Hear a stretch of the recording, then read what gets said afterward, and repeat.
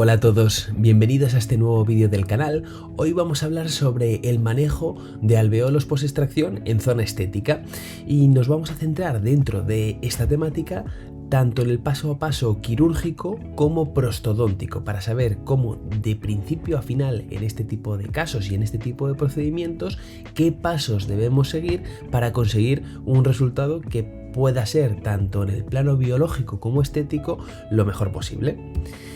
Y lo vamos a hacer una vez más a través de la exposición de un caso clínico. Esta vez vamos a compartir este caso de una mujer joven que acude así a nuestra consulta con sangrado, supuración y cierto grado de dolor en la zona palatina de este 11. No sabemos exactamente bien qué había pasado aquí porque había pasado por más dentistas de forma previa a llegar a nuestra consulta, pero lo que podemos evidenciar claramente en el CBCT que le realizamos es que había una lesión radicular amplia y a un nivel infraóseo bastante importante que imposibilitaba totalmente el mantenimiento de esta pieza. Probablemente hubiese en esa zona algún grado de reabsorción radicular, que se intentó algún tipo de tratamiento, fracasó y finalmente estaba claro que la única alternativa que podríamos ofrecerle a esta paciente era la extracción de esa pieza 11. Este tipo de casos siempre supone un reto como tratamiento importante, sobre todo en personas jóvenes y con alta demanda estética, pero en este caso teníamos un plus de dificultad porque a las normales demandas estéticas que podría plantear cualquier paciente había que sumarle que esta paciente tenía, tal y como vemos en la imagen, una cierta discrepancia del nivel de los márgenes gingivales y ella tenía un interés muy importante en poder aprovechar este procedimiento para solventar esa asimetría estética de esos márgenes gingivales de la mejor forma posible. Por lo tanto, aunque inicialmente este caso podríamos considerar lo que estábamos tratando un alveolo tipo 1 de Elian, un alveolo íntegro sin recesión ni mucosa ni ósea de los tejidos en la parte bucal de nuestro futuro implante, ahora vamos a tener que hacer un abordaje híbrido muy similar a si estuviéramos haciendo el manejo de un alveolo tipo 3 de Elian, dado que tenemos, aunque sea ligera, una cierta recesión de estos tejidos blandos y la pared ósea vestibular no está en el mismo nivel que debería. Entonces vamos a utilizar en cierto modo los protocolos que utilizamos para manejo de alveolos tipo 3 de Elian para poder solventar esta situación clínica. Entonces, en primer lugar, como siempre, procedemos a realizar la extracción de ese diente de la forma más atraumática posible y vamos a colocar nuestro implante en la situación protésica ideal. Como todos sabemos, nos centraremos mucho en que esta posición siempre sea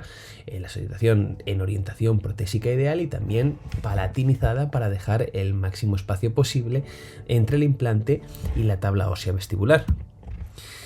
Y una vez que ya hemos colocado nuestro implante, vemos que ese implante tiene una estabilidad correcta como para que podamos provisionalizarlo, empezamos la secuencia de provisionalización de ese implante. Entonces nuestro primer paso va a ser colocar y atornillar nuestro pilar provisional al implante y posicionar en boca un provisional en cáscara de huevo con dos aletas laterales para que ese provisional que habíamos diseñado y fabricado de forma previa a la restauración podamos posicionarlo en la misma posición que nos había diseñado nuestro protésico. Y tal y como vemos, hemos diseñado y producido un provisional que intenta replicar la morfología del margen gingival del diente contralateral. Es decir, no hemos diseñado un provisional que vaya reproduciendo el margen gingival previo del diente del paciente. Vamos a intentar ya en esta fase poder conseguir una reposición de ese margen gingival en la situación estética que estamos buscando y vemos cómo se queda ese pequeño gap de entre 1 y 2 milímetros entre el margen gingival previo y el margen gingival que queremos dar a nuestra restauración implantosoportada. Entonces, en este punto lo que vamos a hacer es fijarnos bien en que el provisional esté exactamente en la misma posición que habíamos diseñado previamente y vamos a capturarlo con un poquito de composite de curado dual. Hay varias formas de hacer esto. A mí me gusta más siempre por facilidad, por comodidad y por hábito capturar estos provisionales con Composite. Me resulta más cómodo. Y lo que sí que creo que es importante es que para los que consideramos que es más cómodo hacerlo de esa forma, este provisional tiene que ser acorde a el material de rebasado. Porque hay veces, o por lo menos en mi experiencia ha sido así, que si utilizamos por ejemplo un PMMA como soporte exterior de esta cáscara de huevo y lo rebasamos sobre Composite, puede haber más tendencia a problemas por falta de adhesión entre los mismos componentes. Sin embargo, si este provisional lo fresamos en un Composite, va a haber una cierta adhesión entre el material de rebasado y el propio provisional diseñado en el laboratorio, y en mi opinión la durabilidad del mismo va a ser bastante más predecible. Entonces, como decíamos, hacemos un pick-up, cogemos el provisional, simplemente con un poquito de Composite, y ya una vez fuera de boca, en un análogo, nos dedicamos a añadir todo ese Composite adicional para trabajar ese contorno subcrítico y crítico para que quede con la correcta morfología y perfil de emergencia que queremos diseñar para esta restauración. En este caso, el perfil subcrítico lo hemos hecho con un cierto grado de concavidad para dejar espacio para el futuro injerto de tejido conectivo que vamos a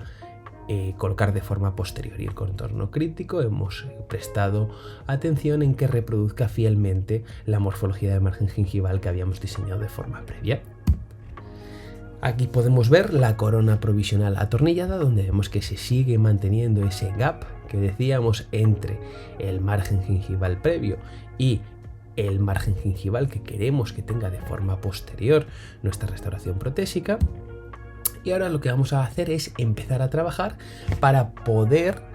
utilizar ese provisional como una guía de cicatrización de los tejidos blandos y reposicionar todos esos tejidos en una posición más crestal. ¿Cómo lo vamos a hacer? Mediante la liberación de los mismos y la colocación de un injerto de tejido conectivo en la zona.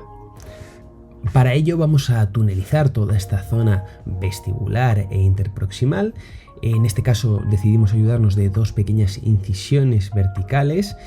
tipo vista para conseguir que ese túnel que vamos a realizar la podamos realizar de una forma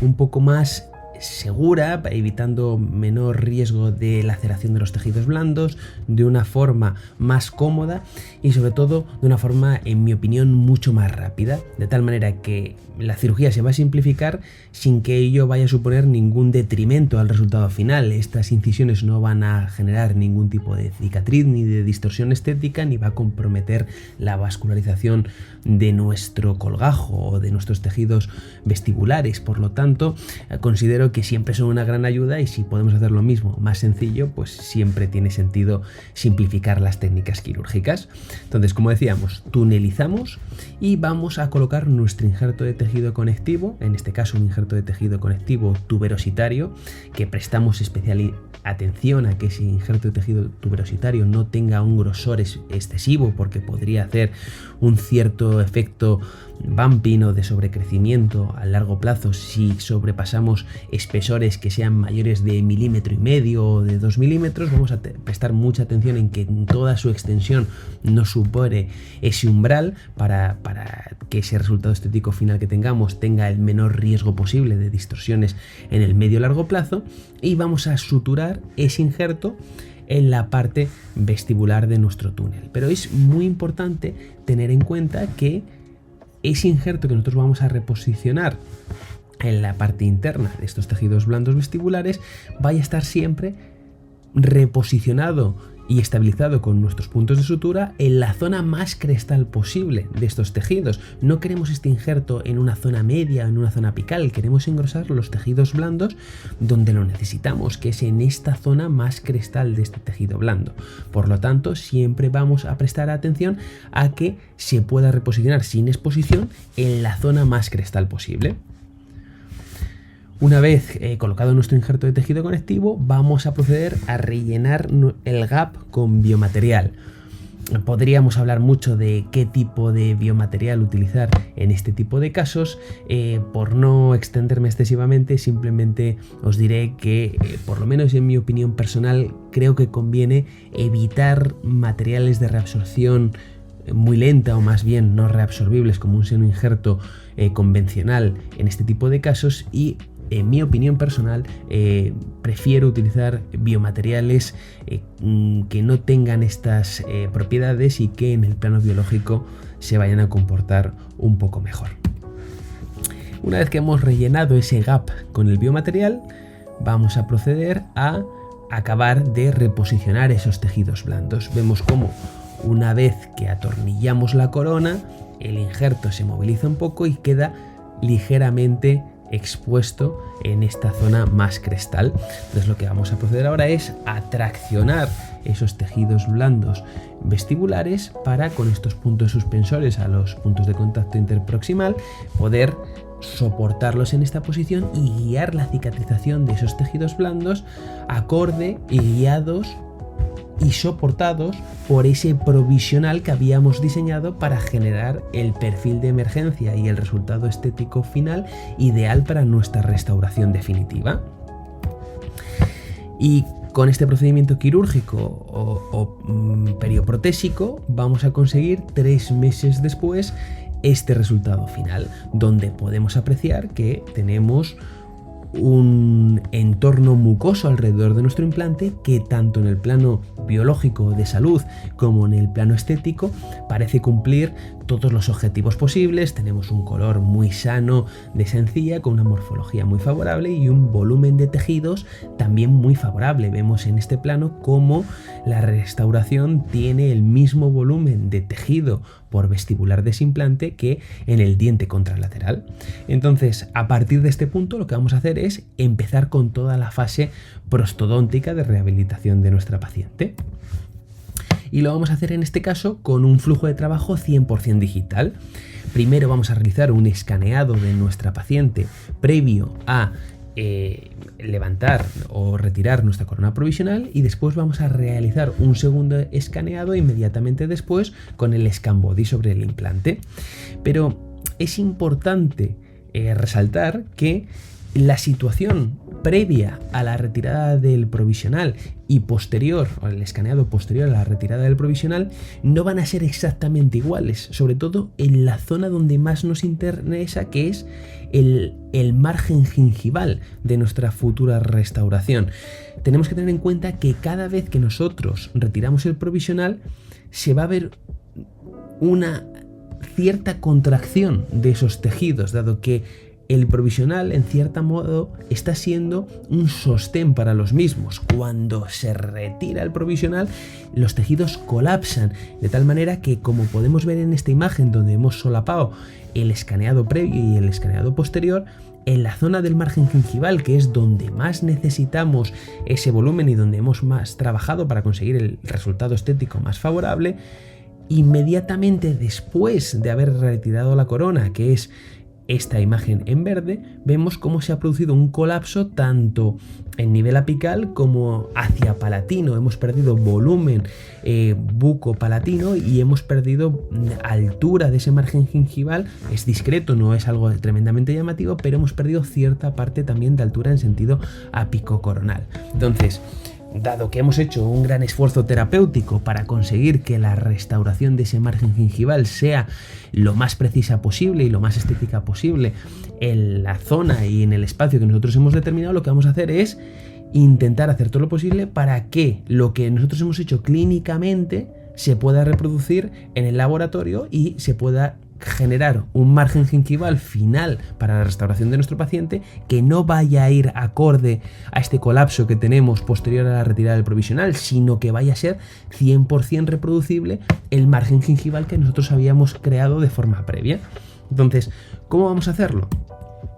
Mediante la realización de un escaneado adicional del propio provisional que hemos utilizado durante todo este tiempo. Lo sacamos de boca, lo ponemos en un análogo, lo escaneamos y con eso el laboratorio ya va a tener toda la información para reproducir fielmente lo que nosotros habíamos trabajado en boca durante esa cirugía o la fase de provisionalización posterior. De tal manera que, si veis las imágenes de abajo, podemos ver cómo,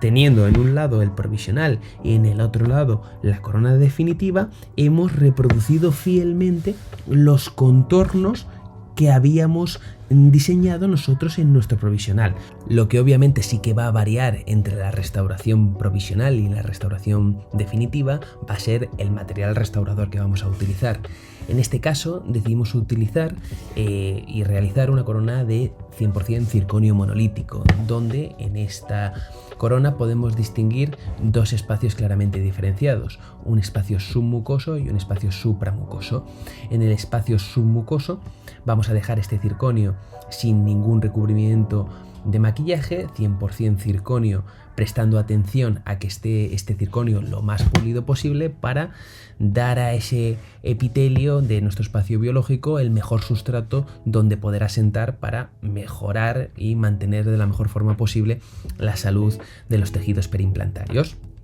Y por encima de ese margen gingival es donde vamos a colocar el maquillaje de recubrimiento para conseguir esa integración estética de la forma más favorable posible para nuestra paciente.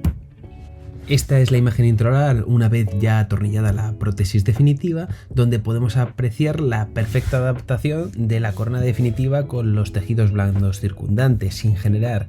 ni presión ni isquemia en ninguna zona y a su vez tampoco quedar ningún gap en el mismo, de tal manera que al haber preservado y mantenido esa misma morfología y ese mismo volumen del provisional, somos capaces de mantener totalmente estable y en la misma posición que teníamos anteriormente ese contorno gingival y mantener totalmente esa arquitectura que habíamos creado.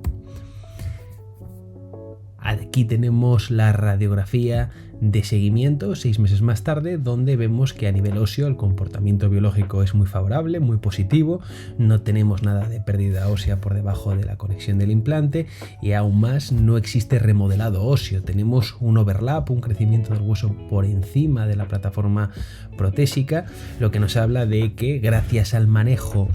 prostodóntico,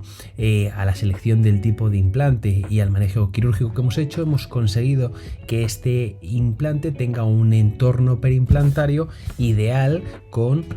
un compartimento óseo y un compartimento mucoso en completa salud. Sin más, os dejo ya directamente con el vídeo de la cirugía. Una vez más, recordaros que quedo a vuestra disposición por si tenéis cualquier duda del procedimiento. Ya sabéis que podéis contactar conmigo en la zona de comentarios que veréis en la parte de abajo o a través de mis redes sociales, en mi canal de Instagram o en mi canal de YouTube. Y solo recordaros una vez más que si queréis acceder a contenido exclusivo y no perderos el nuevo contenido, suscribiros para poder tener acceso directo. Un saludo, nos vemos.